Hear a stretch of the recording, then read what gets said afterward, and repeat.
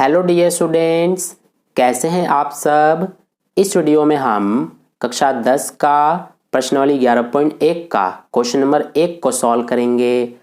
तो देखिए, question number 1 में हमसे क्या कहा गया है। 7.6 सेंटीमीटर लंबा एक रेखाखंड खींचिए और इसे 5:8 में विभाजित कीजिए। दोनों भागों को मापिए। तो चलिए इसको सॉल्व करते हैं। तो देखिए, हमसे क्वेश्चन में कहा गया है कि एक 7.6 सेंटीमीटर लंबा रेखाखंड खींचने के लिए और इसे हमें 5:8 में विभाजित करना है। तो कैसे करेंगे हम? इसके लिए सबसे पहला काम हमारा ये है कि हम 7.6 सेंटीमीटर लंबा एक रेखाखंड खींचेंगे। ठीक है, तो ये हम स्केल की हेल्प से करेंगे। ये आप देख सकते हैं, इस तरह से हम स्केल का यूज करेंगे और यहाँ पर मैं पेंसिल की जगह पर पेन का यूज कर रहा हूँ ताकि आपको क्लियर नजर आए। तो यहाँ पर आप देख सकते हैं ये 7 तक हो गया, यहाँ पर 7.5 तक हो जाएगा, यानी कि 7.5। इससे 1 पॉइंट ज़्यादा हमें लेना है, तो यहाँ तक हमारा हो जाएगा 7.6 तक। तो इस तरह से 0 से लेकर यहाँ तक हम कर देंगे, तो ये हमारा हो गया 7.6 सेंटीमीटर लंबा रेखाखंड। ठीक है, और इसका नाम दे देंगे हम, ये ए और ये बी। तो इस तरह से हमने ए बी रेखाखंड खींचा 7.6 सेंटीमीटर का। अब इसके बाद हमारा क्या काम होता है कि जो हमारा ये पहला वाला पॉइंट ए है, इस पर हम नीचे की ओर एक न्यून कोण खींचेंगे। ठीक है, जैसे कि आपको पता होगा कि न्यून कोण हमारा 90 डिग्री से कम होता है। अगर हम इस तरह से बिल्कुल सीधा खींच देंगे तो ये हमारा 90 डिग्री हो जाएगा, तो इससे कम हमें खींचना है। तो ये आप देख सकते हैं, आप चाहें तो इतना भी खींच सकते हैं, इतना भी खींच सकते हैं, ये आपकी मर्जी है। तो कुछ इस तरह से हम एक न्यून कोण खींच लेंगे। ठीक है, ये हमारा हो गया। अब इसके बाद हम क्या करेंगे कि देखिए, हमें इस AB को 5:8 में विभाजित करना है। तो सबसे पहले ये जो अनुपात है इसको हम जोड़ देंगे, तो ये आएगा हमारा 13।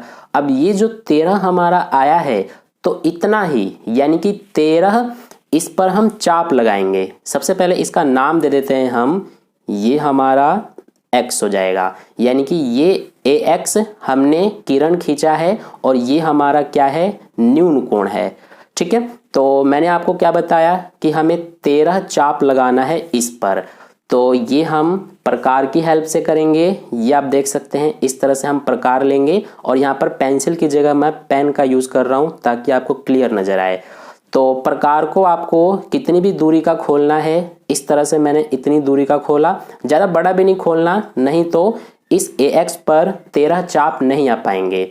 तो इतना दूरी का मैं खोल रहा हूँ। अब इसके बाद सबसे पहले ये जो हमारा A पॉइंट है, इस पे प्रकार की नोक रखेंगे और इस तरह से पहला चाप लगा देंगे। अब इसके बाद जो ये पहला चाप है, इस पे प्रकार की नोक रखेंगे और ये दूसरा चाप लगा देंगे। फिर इसी तरह से दूसरे वाले चाप पर प्रकार की नोक रखेंगे और ये तीसरा चाप लगाएंगे। इसी तरह से हमें ये चौथा और इसी तरह से बाकी सारे चाप लगाने हैं। ठीक है, तो ये हमारे कितने हो गए, ये टोटल 6 हो गए। इसके बाद ये हमारा 7वां हो गया, इसी तरह से ये 8 और इसके बाद ये 9 हो गया। इसको थोड़ा डार्क कर देते हैं, तो ये हमारे 9 हो गए। अब इसके बाद ये हमारा हो गया 10, इसी तरह से ये 11, ये 12 और ये लास्ट हमारा 13।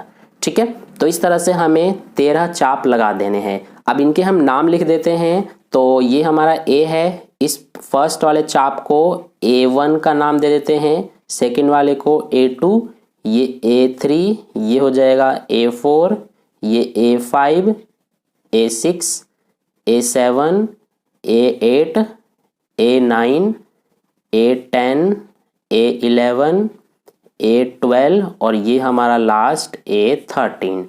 तो इस तरह से यहाँ तक आपको समझ में आ गया होगा। अब इसके बाद हम क्या करेंगे कि जो हमारा ये लास्ट वाला चाप है, तो इसको यानी कि A13 को इस लास्ट वाले पॉइंट B से मिला देंगे। तो इस तरह से हम इन दोनों को मिला देंगे। ठीक है, तो ये हमारा हो गया। अब इसके बाद हमें क्या करना है, देखिए हमें जैसे कि पता है कि इस ए बी रेखाखंड को 5:8 में विभाजित करना है। तो इसमें पहला अनुपात क्या है, 5 है। तो यानी कि हमें इस पांचवें वाले चाप पर यानी कि A5 पर इस ये जो हमारा रेखा है BA13 इसके समांतर यहाँ पर हमें एक रेखा खींचना है। ठीक है, तो कैसे खींचेंगे हम, इसके लिए क्या करेंगे कि सबसे पहले ये जो हमारा ये रेखा जितने डिग्री का कोण बना रहा है उतना हम कोण सबसे पहले मेजर करेंगे। तो इसके लिए आपको इस प्रकार को कितनी भी दूरी का खोल लेना है और A13 पर इस तरह से रखेंगे और इस तरह से आप चाप लगा देंगे। फिर इतना ही खुला रखना है और ये जो पांचवा चाप है हमारा इस पे प्रकार की नोक रखेंगे और इस तरह से हम चाप लगा देंगे। अब इसके बाद यहाँ पर देखिए जितना हमारा ये कोण है उतना ही प्रकार को खोलेंगे। तो ये आप देख सकते हैं इस तरह से हम जितना हमारा ये कोण है उतना हमने प्रकार को खोला, इतना ही खुला रहने देंगे और ये जो है यहाँ पर प्रकार की नोक रख के इस तरह से हम चाप लगा देंगे। ठीक है, अब आप देख सकते हैं कि ये दोनों चाप यहाँ पर एक दूसरे को काट रहे हैं। तो इससे होते हुए और ये जो हमारा पांचवा चाप है इससे होते हुए हम एक रेखा खींच देंगे। ठीक है, तो ये आप देख सकते हैं कुछ इस तरह से खींच देंगे।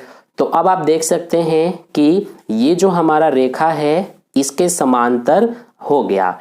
ठीक है, तो इस वाले बिंदु का नाम दे देते हैं कुछ, जैसे कि यहाँ पर हम C नाम दे देते हैं। तो अब आप क्लियरली देख सकते हैं कि ये जो हमारा AB रेखाखंड है इसको हमने 5:8 में विभाजित कर दिया। ये हमारा 5:8 में हो गया, यानी कि ये जो C पॉइंट है ये इस AB रेखाखंड को 5:8 में बांट रहा है।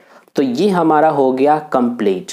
ठीक है, तो आई होप आपको ये अच्छे समझ में आ गया है। अब इसके बाद हम इसके स्टेप्स ऑफ कंस्ट्रक्शंस भी लिखेंगे, यानी कि जो जो हमने रचना किया है उन रचना के स्टेप्स लिखेंगे, यानी कि रचना के चरण। तो देखिए रचना के चरण किस प्रकार से लिखेंगे, हम यहाँ पर लिख देते हैं रचना के चरण। तो सबसे पहले हमने क्या किया है, हमने सबसे पहले AB रेखाखंड खींचा जो कि 7.6 सेंटीमीटर का है। तो इसीलिए पहला हम लिखेंगे स्टेप कि रेखाखंड AB जो कि कितना है 7.6 सेंटीमीटर, तो ये हमने खींचा। ठीक है, तो ये हमारा पहला स्टेप हो गया। जैसे जैसे आपने इस कंस्ट्रक्शन को किया है उसी तरह से आपको स्टेप्स ऑफ कंस्ट्रक्शन लिख देना है। ठीक है, ये बहुत ही इजी होता है लिखना, आप भी आसानी से लिख सकते हैं। तो रेखाखंड AB 7.6 सेंटीमीटर खींचा। इसके बाद सेकंड स्टेप में हम क्या लिखेंगे, इसके बाद हमने क्या किया था कि जो हमारा ये A पॉइंट है इससे हमने ये एक किरण खींचा था। ठीक है, और ये हमारा यहाँ पर आप देख सकते हैं कि BAX यानी कि ये हमारा न्यून कोण बन रहा है। तो इसी को यहाँ पर लिख देंगे सबसे पहले कि A से एक किरण खींचा, किरण का क्या नाम है AX, तो लिखेंगे A से एक किरण AX खींचा। और आगे लिखेंगे कि जहाँ ये हमारा कोण BAX यानी कि कोण BAX क्या है, न्यून कोण है। तो इसी तरह से आप लिख सकते हैं। इसके बाद थर्ड स्टेप में क्या लिखेंगे हम, थर्ड स्टेप में हमने क्या किया था कि जो हमारा ये AX किरण है इस पर हमने इस तरह से 13 बिंदु यानी कि 13 चाप भी कह सकते हैं। तो इस AX पर हमने 13 चाप लिया है और ये सारे चाप क्या हैं, बराबर हैं। ठीक है, यानी कि ये A1 A1 A2 A2 A3 ये सारे बराबर हैं। तो इसी को अब हम यहाँ पर लिखेंगे। तो यहाँ पर लिखेंगे हम कि AX पर 13 बिंदु। ठीक है, कौन कौन से, पहला A1, इसी तरह से A2, इसके बाद A3, इसी तरह से हमने A13 तक खींचा। तो यहाँ पर लिख देंगे A1 A2 A3 इसी तरह से A13। इस प्रकार अंकित किया, ये हमारा है अंकित किया, की क्या है हमारा कि जो A1 है ये हमारा बराबर है A1 A2 के, ये हमारा बराबर है A2 A3 के। इसी तरह से ये किसके बराबर होगा A3 A4 के।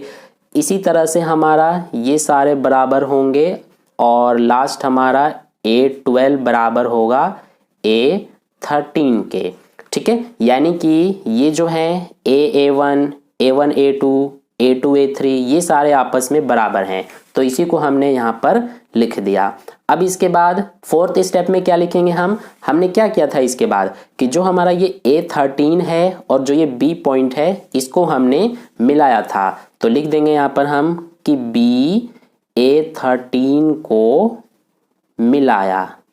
और इसके बाद हम क्या लिखेंगे लास्ट फिफ्थ स्टेप में लिख देंगे हमने क्या किया था कि जो हमारा ये वाला रेखा है BA13 इसके समांतर हमने यहाँ पर A5 पर इस बिंदु पर एक रेखा खींचा है, ये आप देख सकते हैं, जो कि इस AB को इस C बिंदु पर क्या कर रही है प्रतिच्छेद कर रही है। ठीक है, तो ये हमारा रेखा A5C हो गया। तो इसी को अब हम यहाँ पर लिख देंगे। सबसे पहले लिखेंगे हम कि रेखा A13B यानी कि ये वाली जो रेखा है इसके समांतर हमने क्या किया कि जो हमारा बिंदु A5 है इस A5 से होकर जाने वाली वह AB को यहाँ पर आगे लिख देंगे हम AB को एक बिंदु C पर प्रतिच्छेद करती हुई एक रेखा, हमने रेखा खींचा है, इसका क्या नाम है, ये हमारा है A5C। ठीक है, तो एक रेखा A5C खींचा। ठीक है, तो ये हमने किया और इस तरह से आगे लास्ट में लिख देंगे हम इस प्रकार क्या है हमारा कि जो AC अनुपात CB है यानी कि AC ये और CB ये हमारे 5:8 में आ गए। तो यहाँ पर लिख देंगे इस प्रकार AC अनुपात CB बराबर हो जाएगा 5:8 और आगे लिख देंगे प्राप्त हुआ। ठीक है, तो इस तरह से ये हमारा हो गया कंप्लीट। और क्वेश्चन में आगे हमसे ये भी कहा था कि जो ये दोनों भाग हैं यानी कि ये इतना और ये इतना, इसको मापने के लिए भी बोला गया था। तो जब आप इनको मापेंगे यानी कि AC को मापेंगे तो AC आपका 2.9 सेंटीमीटर आएगा। ठीक है, आप स्केल की हेल्प से इस तरह से AC को जब मापेंगे तो आपका ये 2.9 सेंटीमीटर का आएगा। इसी तरह से जब आप इसको यानी कि ये हमारा CB है तो CB को जब आप मापेंगे तो ये आपका 4.7 सेंटीमीटर भी आएगा। तो इस तरह से ये हमारा जो क्वेश्चन नंबर 1 है इसका पूरा सॉल्यूशन कंप्लीट हुआ। ये आप रचना के चरण देख सकते हैं, इसी तरह से आप लिख सकते हैं। थोड़ा बहुत वर्ड्स अलग भी हो जाएंगे तो उससे कोई फर्क नहीं पड़ेगा, आपको पूरे मार्क्स मिल जाएंगे। ठीक है, तो आई होप आपको ये क्वेश्चन अच्छे समझ में आ गया है। तो अगर आपको वीडियो अच्छा लगा है तो वीडियो को लाइक ज़रूर कर देना और अपने दोस्तों के साथ भी शेयर कर देना। और अगर आपने अभी तक चैनल को सब्सक्राइब नहीं किया है तो चैनल को सब्सक्राइब करके साइड में जो बेल आइकन आता है उस पर ऑल पे क्लिक कर लेना, ताकि नेक्स्ट वीडियो जैसी अपलोड की जाए उसका नोटिफिकेशन सबसे पहले आप तक पहुंच जाए।